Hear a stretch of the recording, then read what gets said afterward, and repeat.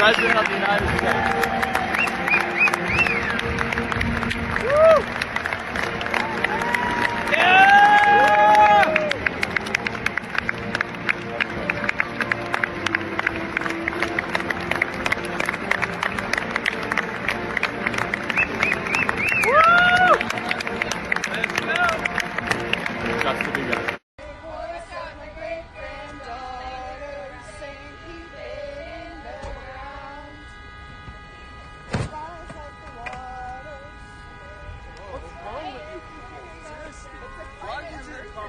Others, look behind you.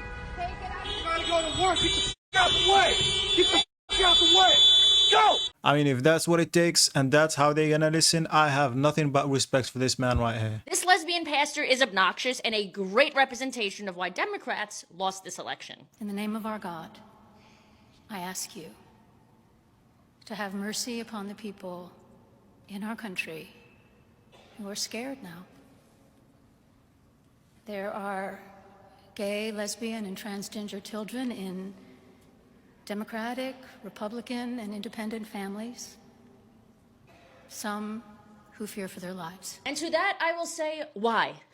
Why are these LGBT people fearing for their lives? I'm gay, and I know a ton of other LGBT people that not only voted for Trump, but voted for other Republican candidates across the board this time. Maybe these people that are fearing for their lives wouldn't be if they got the actual news instead of fear-mongering by the mainstream media. Also, my friend Evan said it best on here yesterday, that this is a fantastic juxtaposition, a visual representation, if you will, of why the Democrats lost. This woke pastor is, or whatever she is literally up on her soapbox, looking down on the plebeians, as if she somehow holds the moral high ground, which is actually not very Christian of you. The people who pick our crops and clean our office buildings, who labor in poultry farms and meatpacking plants, who wash the dishes after we eat in restaurants and work the night shifts in hospitals, they may not be citizens or have the proper documentation, but the vast majority of immigrants are not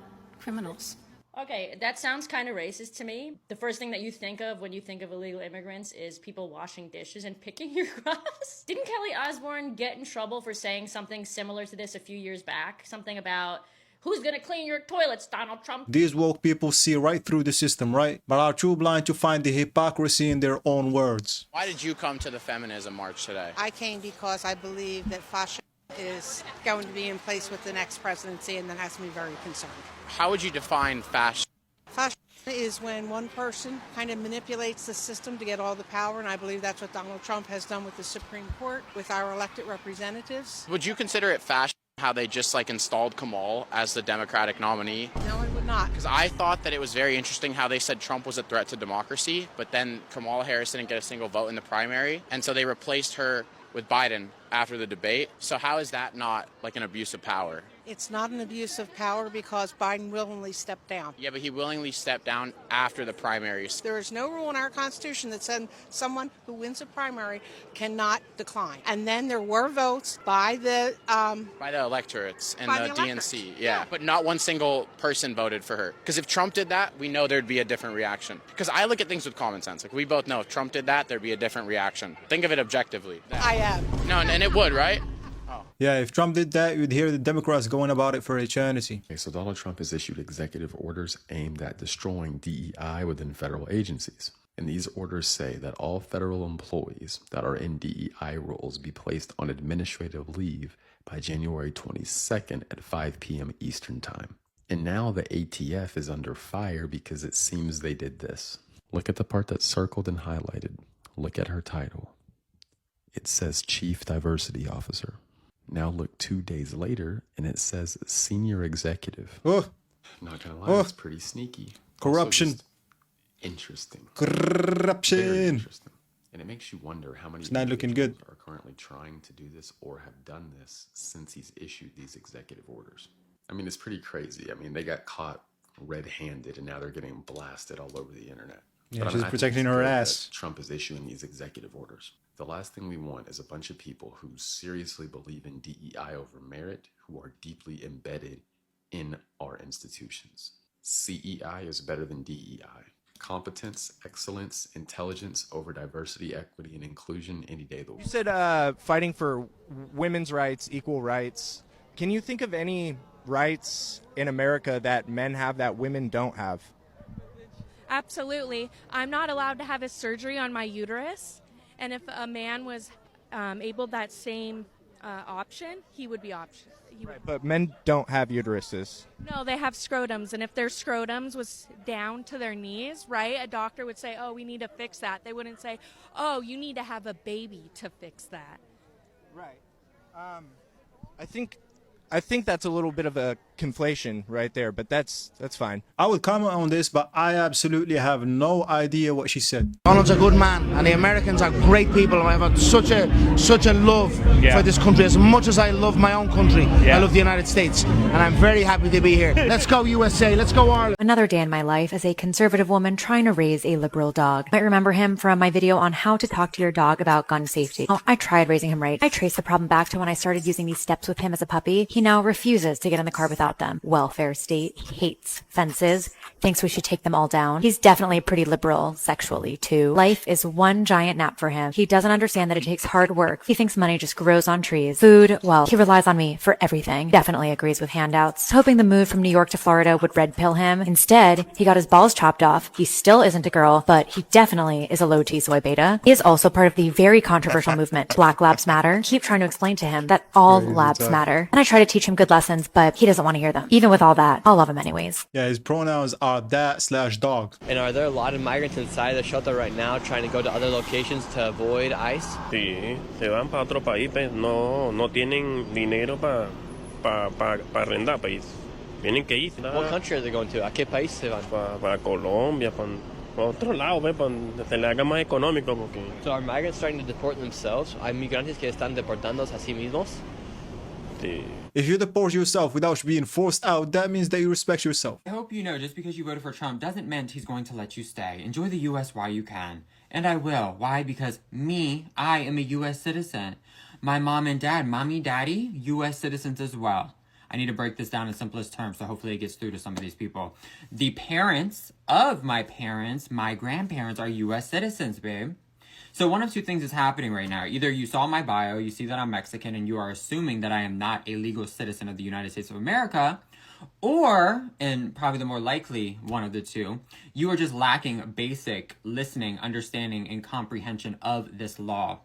I am a U.S. citizen, my family, all U.S. citizens, okay? I hope that helps. It probably didn't, but, you know, I do what I can. I love you guys, and I will see you in the next one. Democrats not taking Trump's promises out of context. Impossible. Today, Donald Trump said that the U.S. will only recognize two sexes, male, female. That cannot be changed. Listen, I'm going to say this as gently as possible, but it was made up nonsense to begin with. It is still made up nonsense, and now, legally speaking, your nonsense is just not going to be recognized. Like, y'all really don't understand? You don't understand that you did this to yourselves, okay? You shoved it down everyone's throats so forcefully for so long. Now, howdy, hi, hello, and good morning. It's the consequences of your own actions. It's kind of like if you had an imaginary friend and your parents were like, hey, no more imaginary friends. This is kind of out of control. You can still play with your imaginary friends. It's just now your parents don't have to pretend like they see your imaginary friends too, you know what I'm saying? Because they're imaginary. It's the same thing. What a great analogy. I gotta agree with that. Isn't it crazy that they tried to make us believe their insanity? I think that women in sports should be paid the same as men. I would say no, based on the popularity of women's sports. Men's sports are more popular. They draw more of a crowd and more people, so it would make sense to pay them more. Just like you would in a film, you'd pay someone more who draws in more of a crowd to pay for the movie. I've literally just met some people that have said, of course they should be paid the same, you know, it's only fair that women have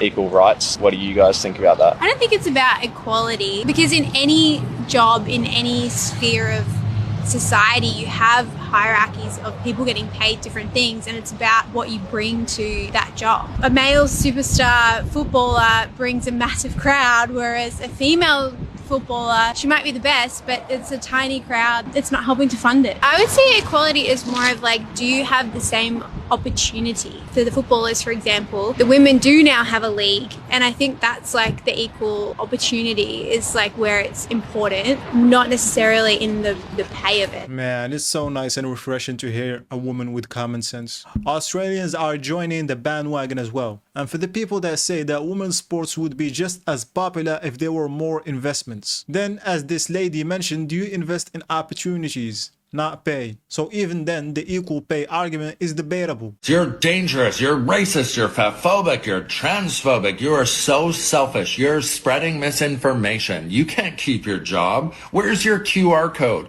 You can't play on this team. You're not allowed in restaurants, you're not allowed in gyms, you're not allowed to get on a plane or leave your country or come to our country or cross this border. You can't come to this dinner or this event or this game or this concert or this wedding or this funeral. You can't visit your loved ones. You are in for a long, dark winter of severe illness. I blocked you on social media. We don't want to talk to you anymore. I don't think people get what some of us went through over the last few years. Now, I don't want anyone's sympathy. We're not victims. But I will say this. It feels fucking unbelievable to have gone through the greatest psychological fear and manipulation campaign in human history and to have never wavered. Not even once. To have maintained our dignity and stand by our principles, to now even have the data to be able to say, I told you so.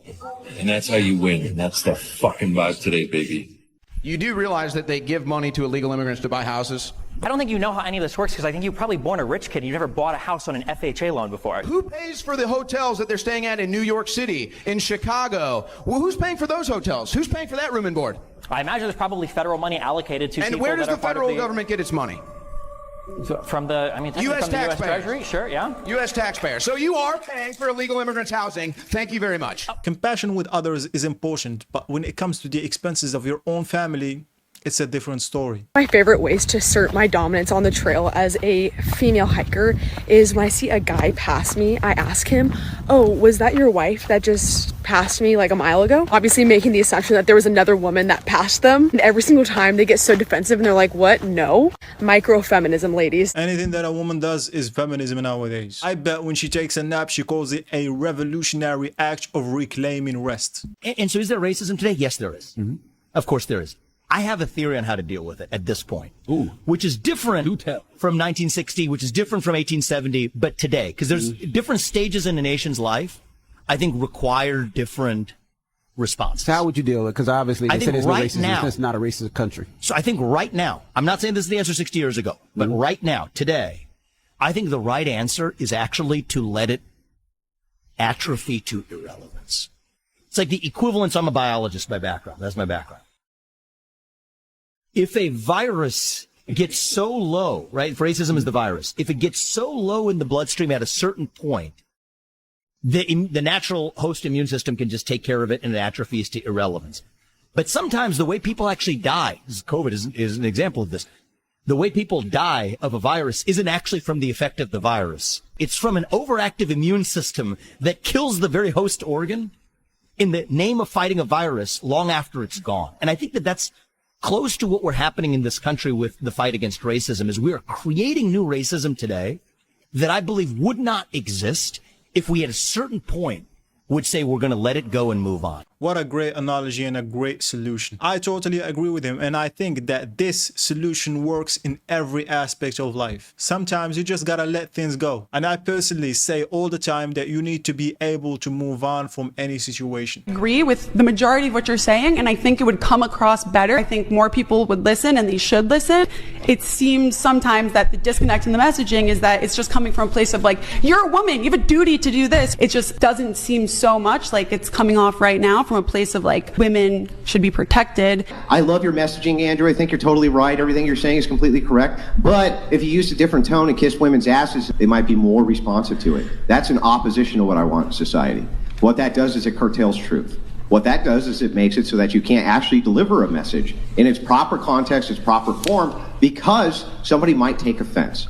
That is the opposite of what conservatives should be doing. And it is the opposite when you see conservatives doing that you see work. Donald Trump wasn't sugarcoating anything. He called women ugly dogs. He called women fat. He called them obnoxious. He called them all sorts of things, and he's the president of the United States right now. And women actually voted for him this time around. It's true. If you have to conceal your true tone while sharing your message, then what did you share? Number one emotion women get after having an abortion is relief. Are you referring to the Turnaway study with that information? Yes, I am. Okay. Heavily debunked because it's done by those that support abortion, and they said they were going to follow 1,000 women to see if there was an abortion regret after their abortions. Only 150 women would complete the study with them. The rest of them dropped off, some of them struggling with issues maybe connected to that abortion, but only 150 completed it. So that's a survey of only 150 women. But you don't look at women at large with their experiences. That's not true at all. 95% of people. You're referring to the Turnaway study, which is that is only a statistic. You could search that up. The Medicaid study in California, 200,000 women, not 150 women. Of those that had abortions, they were 150% more likely to commit suicide than those that gave birth and did not have abortion. In Finland, there were 2 studies done of women there that found that women who had abortions had a higher likelihood of committing suicide than women who did not have abortion. Numbers are thrown around all the time nowadays. It's best to check the integrity of a statistic before quoting it. That's why they say do your own research first. Why do liberals, white and black, take offense when they see a black conservative? I'm here in New York City. I was set up in front of Trump Tower on 5th Avenue. I had a small setup, MAGA hats and a couple of t-shirts and flags. A white lady, a Karen, comes up. She starts arguing with me, calling me names, calling me an Oreo and Uncle Tom, and that I'm not a black man. Then she leaves. She comes back 10 minutes later, walks by me, calls me a loser, grabs one of my Trump flags and runs down the block. I proceeded to chase her. I chased her down, grabbed the flag out of her hand, and then she started to act hysterical. She was like, "Oh, you touched me. You grabbed my underwear. I'm going to tell the police." Luckily, the police were right across the street at Trump Tower. They saw everything, and 2 other women that were on my side of the street saw everything as well. And the other 2 women were Trump supporters. But this lady, a Karen, they can't stand to see a black conservative. Neither can black Democrats. Why is that? Do they not like freedom? Do they not like freedom of choice, freedom of expression, for everyone to do what they want? Do they not like America? I don't get this. Why do they take offense when they see a black conservative? Mistaken, my friend. What triggers them about a black conservative? They only like white freedom when people it and benefits black them. people. What triggers them about a black conservative? I want to know. Yeah, they only want to give you freedom when you are on their side. It's so stupid that some self-proclaimed liberals are the ones who end up restricting the belief of another. It should not matter to others if you're black, white, conservative, or liberal. I do think that trans women have every right to compete in women's sports. When trans women are on hormones, the hormones break their body down. Having gender-affirming surgery breaks down the body. And so I think we really need to be educated before we jump to a conclusion that trans women are stronger than cis women in sports. Hi, everybody. I find it interesting that you assume the people who disagree with you are uneducated, and I will speak out against that. I think the research shows that trans women do happen to have a biological advantage against biological women. Even though you are taking hormones, and that does start to change your body and level things out, we're talking about primarily people who have transitioned post-puberty, which means they do have male bone density, male wingspan, male hand size, feet size, lung capacity. All of these things are going against women, biological women, when trans women start to enter their spaces, their sports, and compete against them. And this is really concerning for me. Well said. This is actually one of the points that is often lost in debates. I think for me, it's not a question of whether or not trans women can compete in sports. It's a question of how can we change the institution of sports in this country to make it equitable and to create more opportunity for cis women, for trans women. And like that's kind of like why I wanted to actually ask you all, like, what has your relationship to sports been? I don't think you have to have a direct relationship to sports to realize that women are being affected by this issue, and I do reject the idea of equity. There is no way to come about an equality of outcome, which is what equity is saying. There's a reason that women's sports are less funded and less watched than men's sports. It's because men seem to excel athletically, and they seem to press the bounds of athleticism way farther than women do. We now exist on a slippery slope.